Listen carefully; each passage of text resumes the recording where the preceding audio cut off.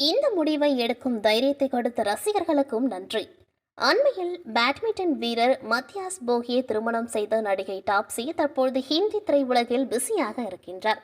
நயன்தாரா போலவே இவரும் நாயகிக்கு முக்கியத்துவம் கொடுக்கும் படங்களை மட்டுமே தேர்வு செய்து நடிப்பவர்.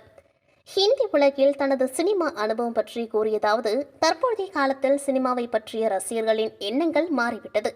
கதாநாயகிக்கு முக்கியத்துவம் கொடுக்கும் படங்களை ரசிகர்கள் விரும்பி பார்க்கின்றார்கள். டாப் ஹீரோக்களின் படங்களை ஆதரிக்கும் நிலைமையும் இங்கு இல்லை. வலுவான கதை அம்சம் கொண்ட கதாநாயகிக்கு முக்கியம் கொடுக்கும் படங்களை ரசிகர்கள் கொண்டாடுகின்றார்கள்.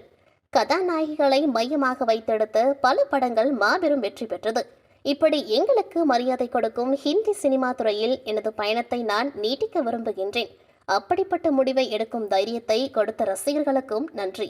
இந்த மாற்றம் எனக்கு பெரிய நம்பிக்கையை கொடுக்கிறது என்றார். சில நாட்களாக பாலிவுட் நடிகைகள் ஹிந்தி திரையுலகை கழுவி ஊற்றி வர இவர் என்னவோ ஹிந்தி துறையை ஆஹா ஓஹோ என்று புகழ்கின்றார். தமிழில் வாய்ப்பில்லை, அதான் சங்கதி. நயன்தாராவுக்கு போட்டியாக ஹிந்தியில் இறங்கியிருக்கும் டாப்ஸி ஜெய்பாரா பார்ப்போம்.